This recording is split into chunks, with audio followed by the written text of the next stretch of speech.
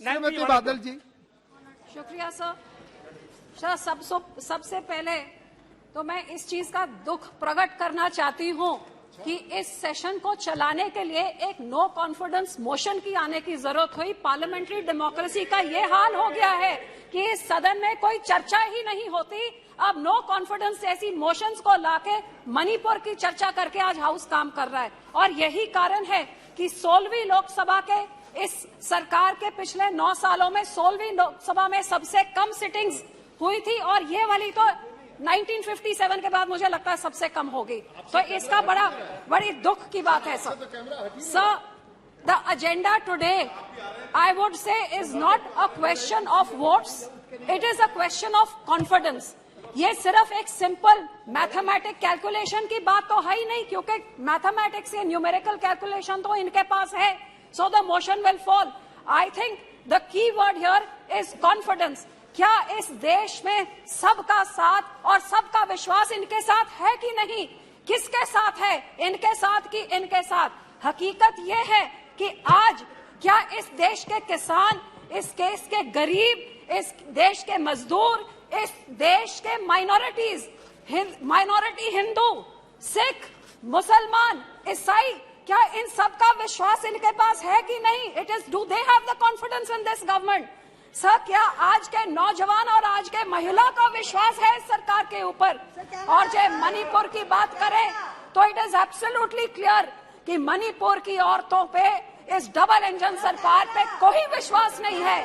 लेकिन इससे बड़ी दुख की बात यह है सर, मैं कोट करती हूँ सर, कैमरा छोड़िए, आप मेरी बात रिकॉर्ड कर दिए, बहुत बड़ी बात है। यह डेमोक्रेसी कहाँ रह गई? अब तो कैमरा भी ऊपर से चलता है।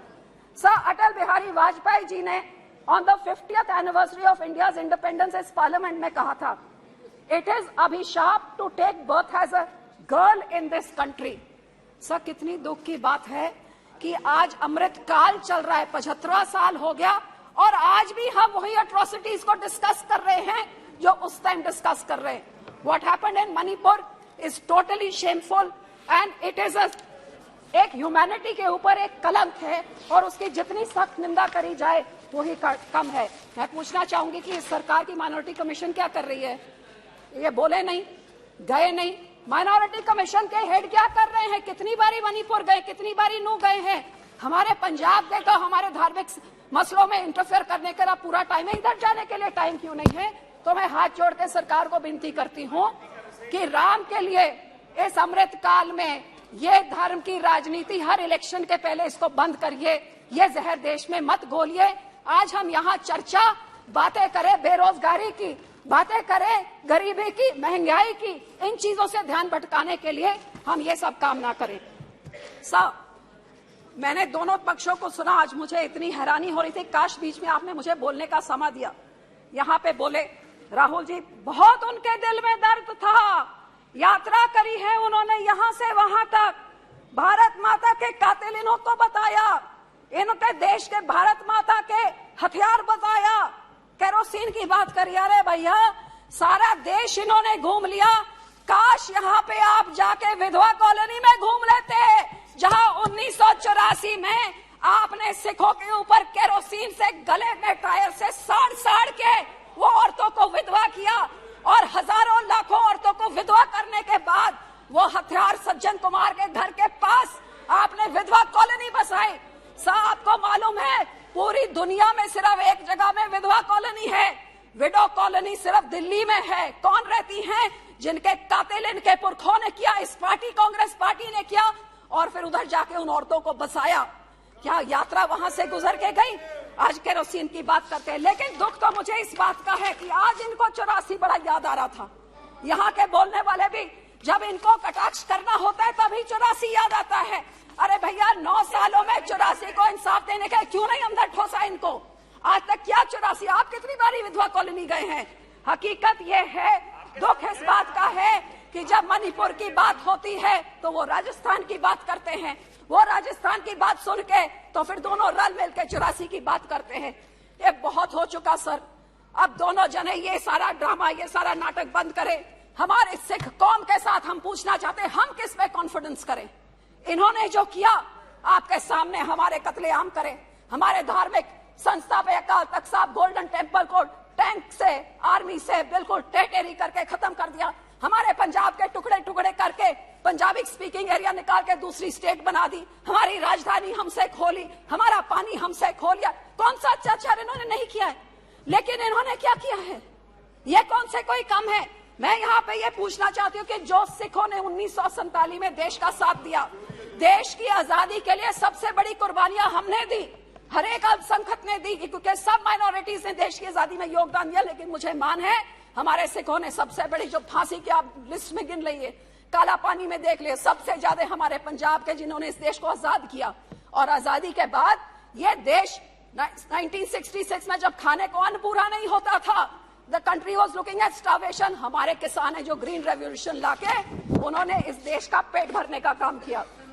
लेकिन सर, जब हमारे सिखों के कत्लेआम में उस टाइम तो कोई जुडिशरी नहीं बोली, कोई पार्टी नहीं बोली, कोई पेपर नहीं पड़ा। आप निकालिए नवंबर 84 के बाद जब बजट सेशन हुआ 85 का, तो उसमें एक भी मेंशन नहीं जो इस दिल्ली में हजारों सिख के कत्लेआम हुए, सब चुप्पीड़ा के बैठे हुए थे, मुंह पे टेप लगी हुई थी, किसी ने सिखों की बात तक नहीं करी। और यही कारण है कि आज तक सिखों को इंसाफ नहीं मिला। और कभी मणिपुर होता है, कभी नूह होता है, कभी राजस्थान होता है, जो उस टाइम एक्शन ले लिया होता, जम्मू कश्मीर गुजरात सब कुछ होता है। तो सर, जो सिखों के गुरु ने, 9वें गुरु ने, हमारे 9th गुरु ने अपनी कुर्बानी दी, कश्मीर के पंडितों की बात हुई। अफसोस कि उस टाइम की माइनॉरिटी, हिंदू माइनॉरिटी को बचाने के लिए, उस टाइम की मुस्लिम मेजॉरिटी से बचाने के लिए हमारे सिख गुरु ने अपनी कुर्बानी दी और हिंद की चादर का खिताब उनको मिला। लेकिन उसकी तो बात तक नहीं करी। जब उनके लोगों को मारा जा रहा था तब भी बात नहीं करी। तो सब मैं पूछना चाहती हूँ, उस टाइम हमारे लोग जो भावुक होके उन्होंने कुछ अपने हाथों में इसके खिलाफ आवाज उठाई, उनको जेलों में फेंक दिया। हमारे बंदी सिख 30-30 साल से जेल में सड़ रहे हैं। गुरु साहब के 550 साल गुरु नानक देव जी के, इन्होंने रिटर्न, इस सरकार ने कहा था कि उनको छोड़ा जाएगा, तो क्यों आज तक नहीं छोड़ा है? मैं इनसे जवाब मांगना चाहती हूँ। तो सिखों के खिलाफ हमेशा ये बेइंसाफी रही है सर। जिन्होंने अपने देश के लिए जान दी, उनके साथ ये होता है। सब पंजाब में इन्होंने जो किया बताया, ये क्या कर रहे हैं पिछले 3 सालों से, जब से अकाली दल से गठबंधन टूटा है। हमारी राजधानी, आप सोचिए, राजधानी हमारी पंजाब रीऑर्गेनाइजेशन एक्ट पास हुआ, उठा के आप विधानसभा उधर हरियाणा को बना के चंडीगढ़ एडमिनिस्ट्रेशन ने जमीन दे दी। हमारा पानी, हमारा मेंबर जो बीबीएमजी से होता उसको निकाल के बाहर निकाले, हमारा पानी चुरा के दूसरे राज्यों में। जो हिमाचल पानी दिल्ली को देता है वो सेस लेता है, हमारा पानी जो राजस्थान आता है तो पंजाब को कोई सेस नहीं। एक ही चीज तो हमारी है, चंडीगढ़ के ऊपर हमारा हक, सेंट्रल सर्विस रूल्स डाले जा रहे हैं। और सर, हमारी पंजाब यूनिवर्सिटी को भी आरएसएस का कब्जा करने की कोशिश की जा रही है। और पानियों का तो यो मामला है, पानी हमारा चुरा के ले गए। लेकिन आज जब सारा पंजाब पानी में डूबा हुआ है तो उस पंजाब के हाथ पकड़ने के लिए कोई नहीं है। आपको हैरानी होगी सर कि जब हिंदुस्तान में कोई आपदा होती है, जब कोविड हुआ तो यहाँ लंगर सिखों ने लगाया, जब यहाँ पे लॉकडाउन हुआ लंगर सिखों ने लगाया, जब कोविड हुआ आप दोनों से किसी से ऑक्सीजन पूरा नहीं होता, लंगर हमने लगाए। और आज जब पंजाब को जरूरत है, कहीं आपदा हो जाए, उत्तराखंड में हो, हम लोग जाते हैं। लेकिन आपने क्या किया हमारे किसानों के साथ सर? पहले सर 2 मिनट सर, हमारे किसानों के साथ क्या किया सर? जो किसानों ने सबसे पहले इस देश पे ग्रीन रेवोल्यूशन लाके इस देश का पेट भरने का, अब तो कह रहे हैं इन्होंने, लेकिन 70 साल से तो हम पेट भर रहे हैं। उनके ऊपर आप काले कानून लेके आए, अपने मंत्री की, अपनी एलआई की बात नहीं पूछी, सुना नहीं। जब बोलते थे मत लाओ, किसानों ने नहीं सुना और आखिर में मानना पड़ा। किसानों ने मजबूर किया कि गलत बिल थे, आपको वापस लेना पड़ा। और फिर ये डबल इनकम को क्या करना, डबल डिस्ट्रेस। आज बता दीजिए कौन से राज्य में डबल हो गया इनकम? पेट्रोल, डीजल, फर्टिलाइजर, हर चीज में महंगाई की मार सब झेल रहे हैं। कभी हमारे बच्चों पे, नौजवानों पे ऐसे लगा के उनको असम की जेलों में फेंक देते हैं। कभी हमारा कोई भी चीज हो, वहां पे हमारे किसान जो आंदोलन में थे एनआईए लगा देते हैं। कभी खालसा एक जो मदद करता है जहां उनके ऊपर। बहुत बहुत धन्यवाद मैडम, बहुत बहुत धन्यवाद सर। लास्ट 2 सेकंड सर, आखिर में मैं सिर्फ यही कहना चाहूंगी सर, मानस की जात सब एक को पहचानबो। मानस की एक ही जात होती है, एक पिता एकस के हम बारे की हमारे गुरबानी में सिखाया है। ये सरदार प्रकाश सिंह बादल 5 बारी मुख्यमंत्री रहे, एक दिन फिरकू हिंसा नहीं हुई। चाहे पंजाब का हिंदू, मुसलमान, सिख, ईसाई सब उनको अपना समझता था, क्योंकि मुख्यमंत्री होके वो हर एक का स्पेशल दिन खुद बनाते थे। हर एक के धार्मिक स्थान पर, भगवान वाल्मीकि, गुरु रविदास होए, दुर्गाना मंदिर होए, हर एक का उन्होंने सत्कार और आदर किया। और यही कारण है सर कि उस समय 1990 में जब वाजपेयी जी की भाजपा की सरकार को ये हाथ नहीं लगाता था, क्योंकि इनको फैनेटिक समझते थे, सबसे पहले स्टार बादल थे जिन्होंने इनका हाथ थामा। बहुत बहुत धन्यवाद, एनडीए बनी। बहुत बहुत धन्यवाद। डॉक्टर हिना गावित जी।